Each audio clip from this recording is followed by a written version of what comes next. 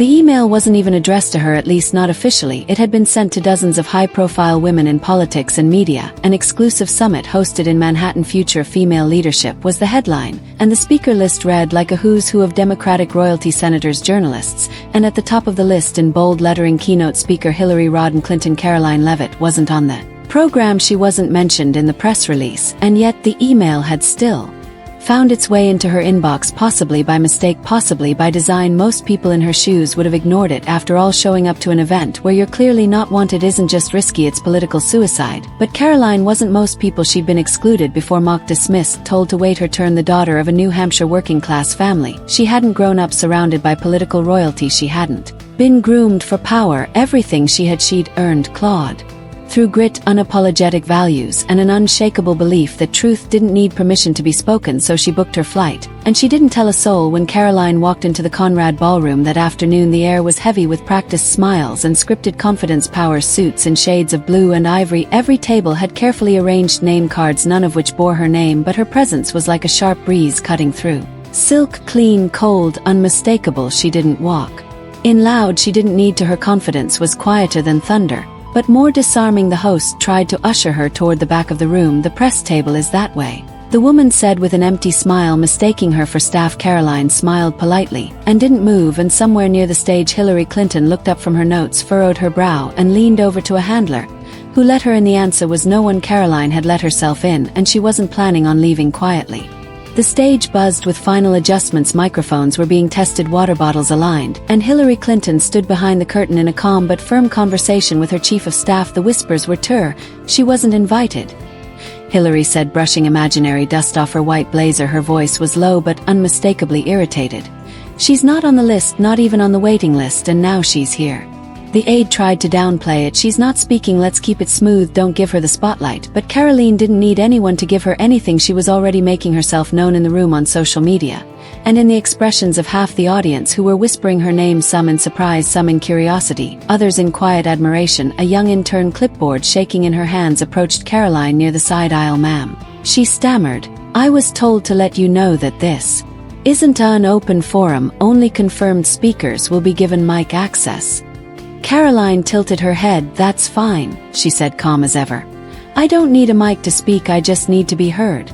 The intern blinked, unsure whether she was being threatened or inspired. She turned and fled across the ballroom. The tension was rising like steam before a storm. Attendees checked their phones. Karoline's name had already started trending on X posts like Karoline Leavitt just walked into Hillary's turf. Something's coming. She wasn't invited, but she's there, front row, stone cold. Backstage, Hillary gritted her teeth. She's going to pull something, she said. She always does. A stage manager leaned in with a clipboard. We're ready for you, Secretary. Hillary nodded, took a breath, and stepped into the spotlight where decades of experience, political polish, and global reputation stood tall. But for the first time in a long time, so did uncertainty. In the front row, Karoline crossed her legs, eyes locked forward, hands still, not clapping, not blinking, not backing down. Hillary Clinton took the stage with the poise of someone who had done this 1,000 times. A standing ovation met her entrance, beautiful and enthusiastic, but beneath it all was a faint tremor, a break in the uniform applause as cameras pivoted slightly, catching not just Hillary, but the woman seated in the front row who wasn't clapping. Karoline Leavitt. The room felt it, that one pair of still hands cut louder than the cheers. Hillary smiled wide,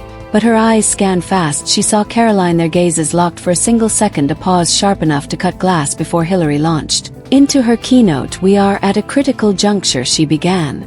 Not just for women, but for the soul of democracy. We need voices that are tested, voices that are tempered by wisdom, not simply loud. The line was polished, but everyone knew who it was aimed at. Karoline didn't flinch as Hillary continued. She weaved in subtle digs, referencing reckless newcomers, TikTok ideologues, and those who rise too fast without knowing what the job requires. It was a masterclass in political condescension, smooth, controlled, strategic. Karoline just sat, face unreadable. She took out a notebook, began writing. A few attendees nearby stole glances. One woman nudged her colleague and whispered, she's writing a response. On the stage, Hillary pushed forward.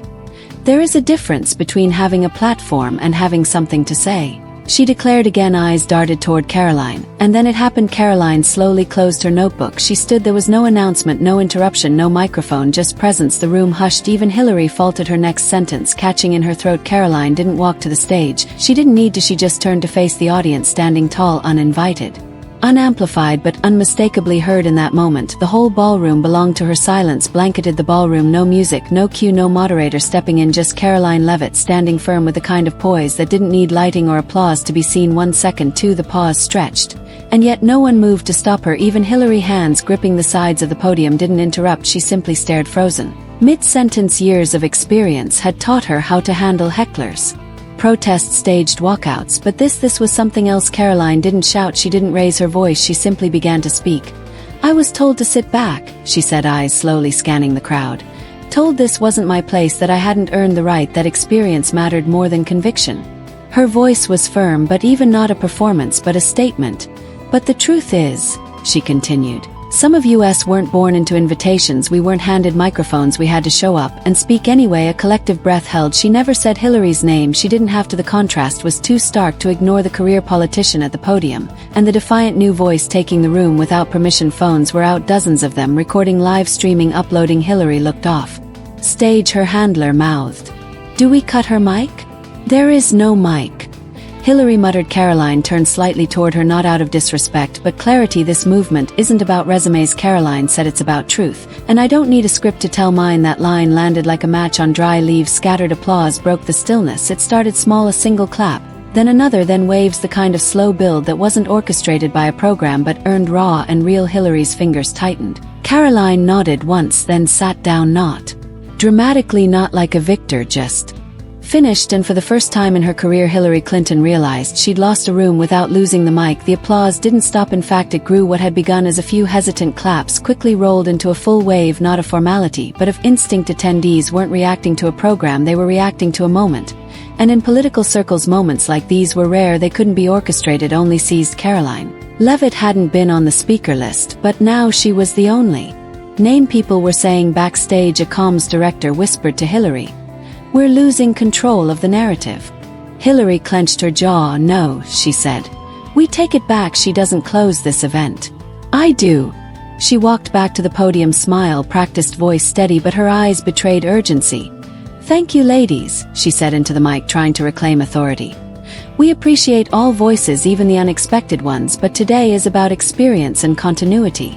There it was, the pivot, the soft condescension wrapped in diplomacy, but the crowd wasn't buying it. Karoline, still seated and silent now, had shifted something deeper than a room's attention. She'd cracked the illusion that access equals power, that if you don't hold the mic you can't shape the message. Women in their 40s and 50s leaned in, young interns mouthed wow to each other. Even a few CNN producers on the edge of the room started taking notes. Not on Hillary, but on Karoline. Someone whispered she didn't even speak for 5 minutes, and she flipped the whole room outside the venue. Social media had exploded. Karoline Leavitt showed up uninvited and stole the summit. This is the first time Hillary's been publicly outshined in her own lane. Mic drop, and she didn't even have one. And then came the headline breaking on political blogs and Twitter feeds: Clinton's summit hijacked by rising conservative star. Leavitt's unscripted rebuttal goes viral. The summit wasn't over, but for many watching, the main event had already happened. Hillary Clinton tried to continue. She pushed through the remainder of her speech, but it landed flat. Her lines, once delivered with gravitas, now felt distant, like reading an outdated script after the curtain had already fallen. Each applause line earned less response, each rhetorical pause was met with silence. The summit wasn't derailed, it had been rewritten,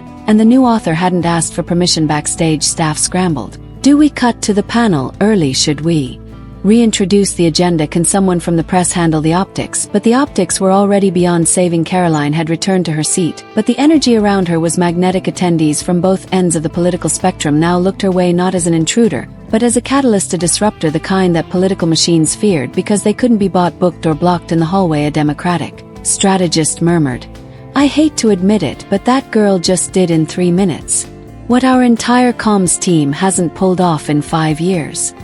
Karoline, meanwhile, remained composed. No gloating, no selfies, just a soft smile, as if she had known this moment would come all along. Her team had seen none of it. She'd come solo, no PR handlers, no official invite, no pre-approved statement, just her voice. A few reporters tried to approach her for comment. She simply said, "I didn't plan to speak, I just couldn't sit anymore."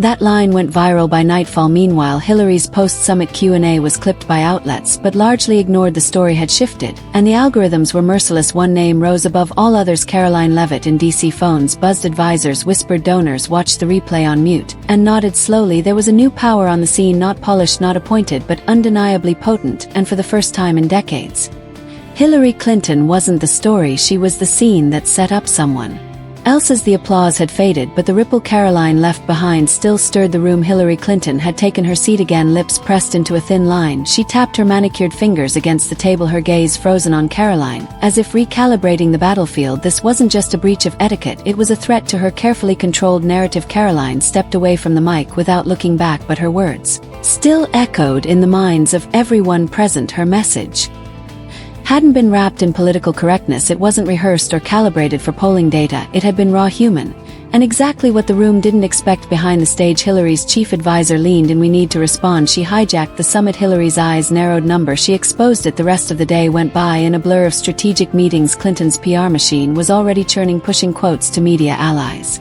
crafting the narrative that Karoline had been disrespectful, divisive, even dangerous. They knew how to reframe defiance as arrogance and conviction as instability, but Karoline wasn't waiting for the backlash, she was preparing for it. In a quiet room away from the cameras, she sat with her team surrounded by laptops, and a flurry of vibrating phones. Offers had already started rolling in: conservative podcasts, independent platforms, even a few unlikely invitations from moderate liberal hosts who recognized what had just happened, something real. "She's going to play the dignity card," her campaign manager said. "Frame you as unprofessional." Karoline nodded. "Let her, because I'm not here to fit her mold." And then she looked straight into the lens of her phone and hit record. No studio lights, no makeup team, just her sitting by a plain wall, speaking calmly but firmly into the camera. "They say I disrupted something. I did. I disrupted silence. They say I was rude. I wasn't. I was honest. They say I should have stayed in my seat, but if I had, none of you would have heard me." It wasn't a press release, it wasn't spin, it was a declaration. Within minutes, the clip was on every social feed. Within an hour, it had hit over 2 million views. Young women shared it with the caption, "This is how we speak now." Parents forwarded it to their college-age kids. Even political opponents were forced to admit, whatever your politics, this was power. And while Hillary's team scrambled to coordinate their next move, one of her own staffers accidentally left a live mic running backstage. "Do we even control the room anymore?" The aide whispered the answer, unspoken but clear, "Not if Karoline's in it." The following morning, every major news outlet carried the same phrase in some variation: "Karoline Leavitt hijacks Hillary Clinton's forum." But the public didn't read it that way because they had seen it. The full video of Karoline's uninvited speech, shot by an attendee's phone, had been uploaded to multiple platforms, not clipped, not edited, raw. And what millions saw wasn't a woman interrupting, it was a woman intervening. She hadn't barged in, she had stepped up when no one else would. Inside campaign war rooms, strategists cursed. Karoline's video had done more in 2 minutes than most passes managed in a year. Even worse for them, it had crossed demographics. Women who didn't align politically with her still admired the conviction. College students who had never voted were suddenly Googling her name. Independent voters posted side-by-side clips of Hillary's polished remarks versus Karoline's raw statement. And the contrast spoke volumes. She didn't just look younger, she looked free. Hillary Clinton's team rolled out surrogates on news panels. The word reckless began trending, but only among legacy commentators on TikTok and Instagram. Younger voters captioned her video with things like, "This is what leadership looks like in 2025. One user stitched a slow zoom close-up of Karoline's unwavering stare and wrote, "She didn't blink, neither will we." Meanwhile, Karoline was already 2 steps ahead. She turned down major interviews, turned away the glamour circuits. Instead, she opted for a small town hall in Ohio, a room of 200 people, folding chairs, no teleprompter there. She said, "If I can be silenced by scheduling, then so can your story. If truth only fits in neat little boxes, then maybe the whole box needs to be torn open." It was a quiet statement, but its reach was thunderous. Footage from that town hall leaked too, not because she invited it, but because people recorded it without being asked back. In DC, whispers started, "She's not just a voice anymore, she's a symbol." One former Obama speechwriter tweeted, "Clinton commands a stage, Leavitt takes it. That difference matters now." Later that night, Karoline sat alone in a modest hotel room, her phone buzzing non-stop. But she ignored the calls. Instead, she replayed the moment from the summit, not her own words, but the quiet pause just before she had stood, that silence, that breath, the one that told her, "If you don't rise now, no one will." And when she turned off the screen, she whispered, "That's never happening again." She wasn't aiming to become the story, she had simply decided to stop being edited out of it. It was just past midnight when the phone finally rang. Not a news outlet, not a podcast, it was a private number, no caller ID. Karoline hesitated for a second before answering, half expecting it to be another angry voicemail or a shallow offer for a rebrand opportunity. Instead, a slow and unmistakable voice came through. "You really made a lot of people uncomfortable." It was Hillary. Karoline stood up from the edge of the hotel bed, her posture sharpening instinctively. "Was that your goal?" Hillary continued, almost amused. Because if it was congratulations, but you should know this game doesn't reward spontaneity, it punishes it. There was no threat in her tone, but the chill in the words was unmistakable. Karoline didn't flinch. I'm not playing a game, she replied. You think I was? Hillary's voice lowered. You think I got here by giving impromptu speeches in other people's forums. You think I didn't want to. I built the system that gave you the mic. I also know how it takes it back. That moment could have been fearsome, it could have shaken a lesser woman, but Karoline wasn't rattled, she was activated. You built it, she said. But you also locked the doors. I didn't break in, I just noticed no one else had the key. There was a pause, then, be careful, Karoline. She hung up. The silence afterward was heavier than before, not out of fear, but because Karoline had just been reminded how deep the power ran, that it didn't need to shout, it only needed to whisper when it wanted to warn. The next day Karoline received notice that her scheduled university event at Columbia had been postponed, then another cancellation at Duke. One by one doors began quietly closing, but each one shut only confirmed what she already knew. She had shaken something big, and when an earthquake starts, buildings built on vanity don't survive. Rather than panic, Karoline pivoted. She rented her own space in New Jersey, an old theater built in the 1930s, paint-peeling seats, mismatched acoustics, raw. She filled it with people who couldn't care less about credentials, veterans, teachers, single mothers, Gen Z students, no security clearance needed, no filtered agenda. If you've ever felt talked over, she told them, you don't need a mic, you need a moment. The crowd exploded in applause, not because she had insulted someone, but because they saw a piece of themselves in her. This wasn't about Hillary anymore, it was about every closed room, every rigged panel, every invitation rescinded, because someone wasn't safe enough to speak. She had become the voice you couldn't disinvite. The old theater in New Jersey had no marble columns, no polished brass, no professionally tuned lights, but what it did have was something that couldn't be engineered: authenticity. And that night every creaky floorboard and flickering bulb played their part as hundreds of people filed in, drawn not by a brand, but by a belief. Karoline stood backstage gazing through a torn curtain. Her team had warned her again about backlash. Networks had doubled down on their attacks. Late-night comedians had turned her into a monologue punchline.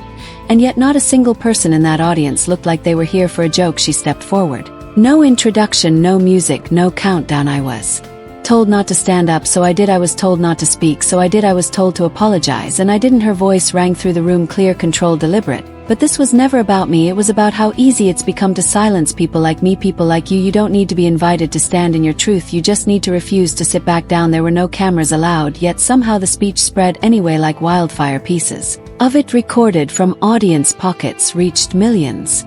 Within 24 hours, headlines tried to reframe it. Some called it defiant, others reckless. But among everyday Americans there was only one word trending: unstoppable. And behind the scenes something else shifted. Major donors started quietly reaching out, not to tame her, but to ask how they could help. Local organizers offered spaces. Community leaders began using her words in their own events, even those who disagreed with her. Politics couldn't deny it anymore. Karoline Leavitt had struck a nerve that the establishment could no longer numb. 1 week later a message arrived in her inbox. It was short, just 3 lines. You took the stage, they're still talking about it, don't stop now. No name, no sender, just those words. Karoline closed the laptop and smiled. The story that had started with a denial, a step back ordered by someone in power, had ended with a movement no one could contain. And somewhere in another college auditorium or town hall or crowded subway platform, someone else, some girl, told to wait.